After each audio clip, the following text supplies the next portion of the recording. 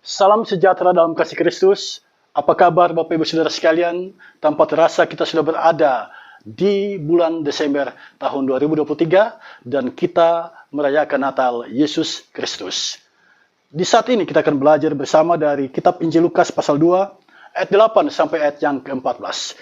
Sebelum kita membaca bagian Alkitab ini, mari kita mohon tuntunan kuasa Tuhan, mari kita berdoa. Ya Bapa, Allah yang Maha Kuasa, saat ini kami, anak-anak-Mu, mau belajar dari kitab suci-Mu.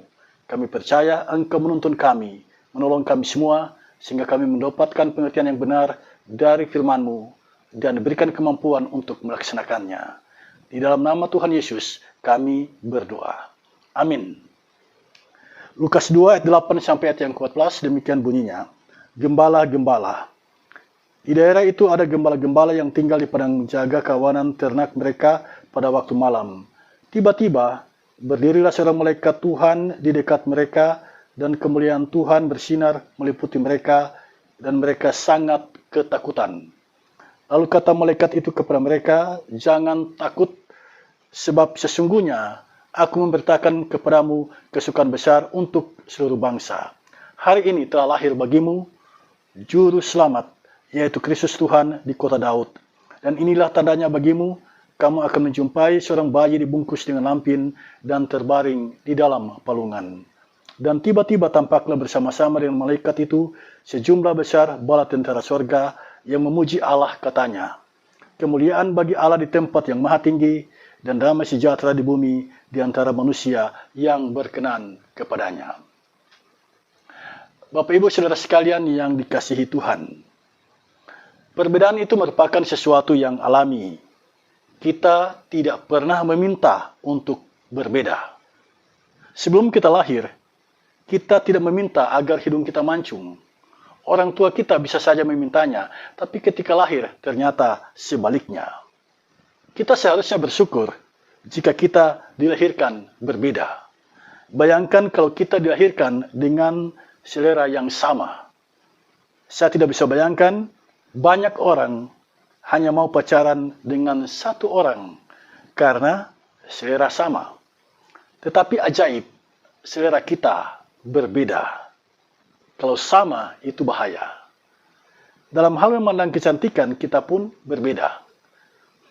Bagi sebagian perempuan, kulit putih itu cantik.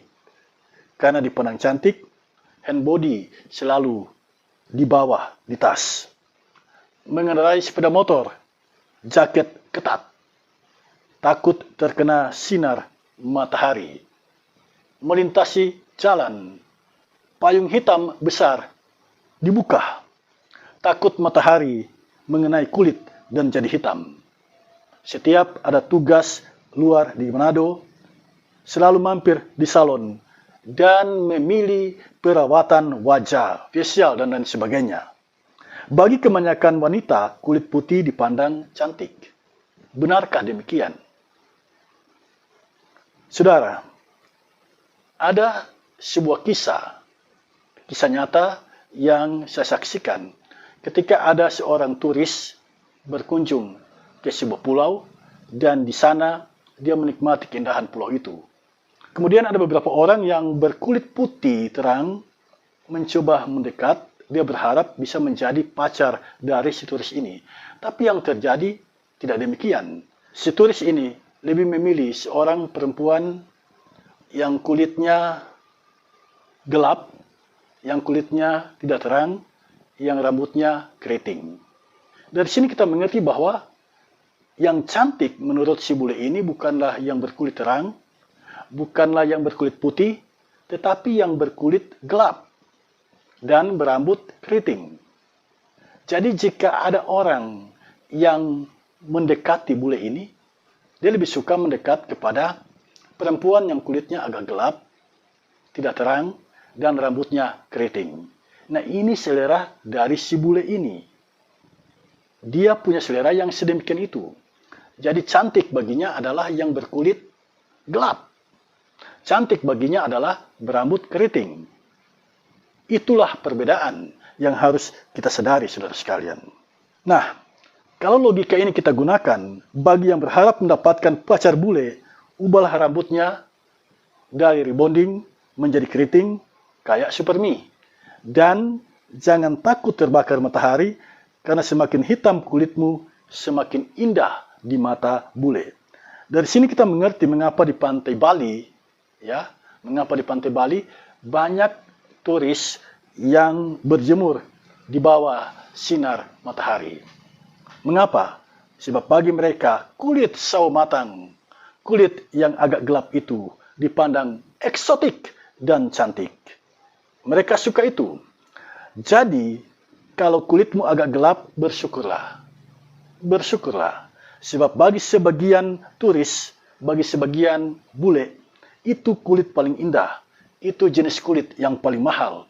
Karena untuk mendapatkan jenis kulit itu, mereka berjemur di sinar matahari pagi. Nah, bagi kita, gigi putih itu indah. Tapi bagi mereka yang berada di pedalaman Afrika, yang bergigi putih itu banyak. Karena itu bagi mereka yang dipandang cantik bukan yang bergigi putih, tetapi mereka yang bergigi kekuning-kuningan. Itulah sebabnya mereka mencari akar pohon, kemudian dibuat sedemikian rupa, lalu dioles ke gigi mereka sehingga gigi mereka berwarna kekuning-kuningan. Nah, bagi mereka itu cantik. Bagi mereka itu cantik, gigi yang kekuning-kuningan. Jadi bagi kita yang punya gigi kekuning-kuningan, bersyukurlah. Sebab bagi sebagian orang, itu adalah gigi yang paling cantik. Saudara sekalian, Tuhan itu maha adil. Kita diciptakan berbeda agar kita saling melengkapi. Kita diciptakan berbeda agar kita saling membutuhkan. Kita diciptakan beda agar bumi ini berwarna dan terlihat indah. Kalau hanya satu warna, itu tidak indah. Keindahan pelangi terlihat ketika ada banyak warna. Saat kita dilahirkan pun tidak sama. Ada yang lahir di rumah sakit, ada yang lahir di rumah singgah. Ada yang lahir di kasur, ada yang lahir di rompong. Kita pun menyaksikan bagaimana bayi Yesus dilahirkan. Saat Yesus lahir, tidak ada yang tahu Yesus lahir ketika semua orang sibuk dengan sensus penduduk. Penginapan di Bethlehem penuh, Yusuf dan Maria hanya kebagian kandang kambing domba, dan Yesus dilahirkan di sana.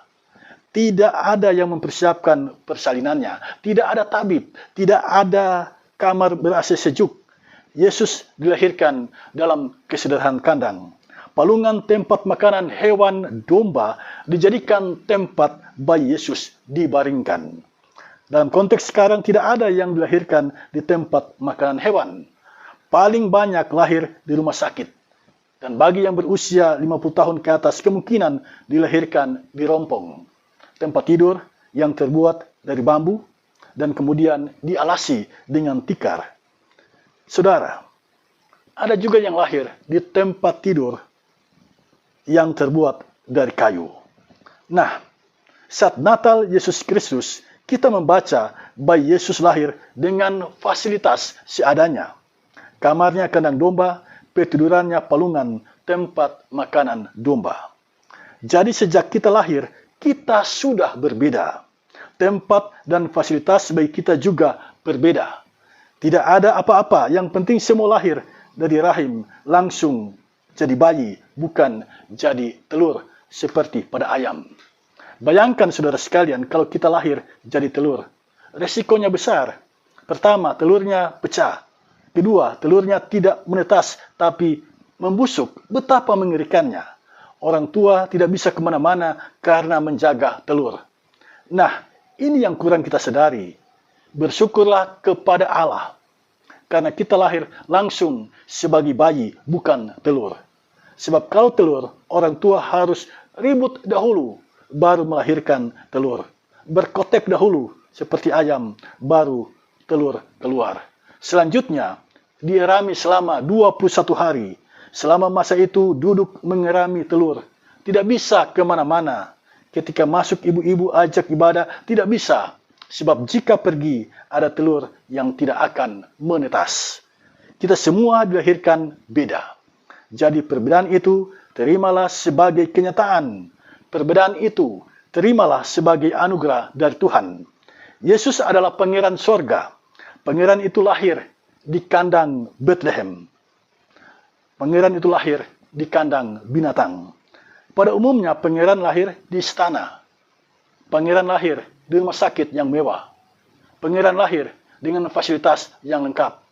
Pangeran lahir, ada banyak orang yang antri hendak memberikan salam kepada raja dan permasyuri. Itu realitasnya kalau yang lahir itu adalah seorang pangeran. Tapi Yesus, sang pangeran surgawi, lahir di kandang binatang. Di sini kita mengerti Allah yang maha tinggi datang merendahkan dirinya. Lahir di kandang binatang, ini sesungguhnya mengandung pesan bahwa Allah benar-benar merendahkan dirinya menjadi sama dengan manusia. Di sini kita mengerti mengapa Allah membenci kesombongan. Sebab relasi yang baik, egaliter, manusiawi tidak akan mungkin terbangun jika ada kesombongan. Orang sombong merasa dirinya lebih tinggi dari yang lain. Pernahkah Anda dengar cerita tentang 3 orang anak? Anak yang satu bilang, ayah saya yang paling hebat. Sebab ayah saya, jika memerintahkan ayahmu, kepalanya putar ke kanan atau menunduk, ayahmu pasti akan ikut. Karena ayahku adalah seorang tukang gunting. Ayah yang satu bilang, ayahku lebih hebat.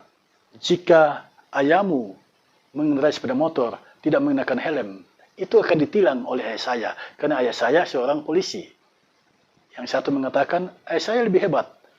Kalau dia mengatakan silakan berdiri, ayahmu pasti akan berdiri. Silakan duduk, ayahmu pasti akan duduk. Karena ayahku adalah seorang pendeta. Saudara sekalian, dari cerita ini kita melihat ketiga ayah yang dibanggakan oleh ketiga anak ini, semuanya sebenarnya memiliki keistimewaan tersendiri. Itulah perbedaan. Yang soal adalah ketika yang berbeda ini disombongkan. Ketika yang berbeda ini dijadikan sesuatu yang merendahkan yang lain. Saudara, orang sombong itu suka bicara kelompoknya lebih tinggi daripada kelompok yang lain. Pernahkah Anda mendengar ungkapan, kami ini orang asli dan kalian pendatang? Kami ini orang asli dan kalian pendatang. Ini adalah ungkapan dari orang-orang yang sombong, yang menganggap kelompoknya lebih istimewa dari yang lain. Saudara, kitab Injil Lukas yang kita baca saat ini memberikan pesan yang jelas pada kita. Yang pertama, kemuliaan bagi Allah. Sebagai manusia, panggilan kita adalah memuliakan Allah. Kemuliaan itu bagi Allah. Siapapun dia, janganlah mencari kemuliaan diri. Kemuliaan itu hanya bagi Allah. Itu berarti selama kita hidup, kita memuliakan Allah, memberikan pujian kepada Allah. Janganlah kita mencari pujian bagi diri kita sendiri. Pujian itu alamatkan kepada Allah. Dialah yang berhak menerima puji-pujian dari kita umatnya. Yang kedua, damai sejahtera di bumi. Kelahiran Yesus Kristus adalah mendamaikan manusia dengan Allah. Sejak peristiwa ketidaktaatan manusia kepada Allah di Taman Eden, di mana manusia itu memetik buah pohon yang dilarang oleh Allah. Sejak itu hubungan antara Allah manusia menjadi rusak. Yesus Kristus datang ke dunia untuk mendamaikan hubungan yang rusak itu. Yesus Kristus datang ke dunia untuk memulihkan hubungan itu. Dia adalah firman yang telah menjadi manusia. Dan ini adalah sesuatu yang ajaib. Yang maha kudus datang menjumpai yang tidak kudus. Jarak Allah manusia menjadi dekat. Dia pun diperkenalkan dengan sebutan Immanuel, Allah beserta kita. Itulah Yesus.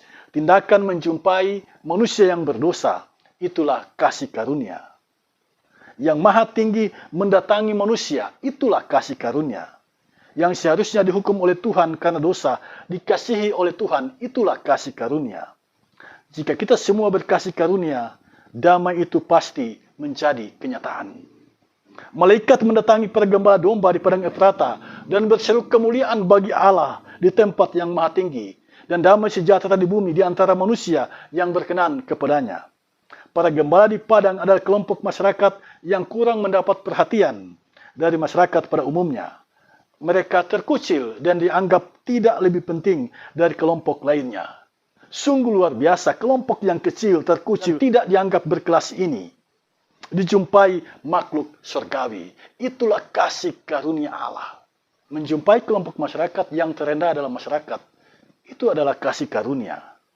Tidak semua pejabat tinggi mau dekat dengan kelas terendah dalam masyarakat. Kalau ada yang seperti itu, hebat. Itulah mentalitas pejabat yang sejati, melayani, bukan dilayani. Saudara sekalian, Tuhan Yesus dalam khotbahnya di bukit berkata, berbahagialah orang yang membawa damai, karena mereka akan disebut anak-anak Allah. Mari kita bersinergi. Pemerintah dan rakyat bersinergi mencipta damai. Agar mimpi kita bersama, harapan kita bersama.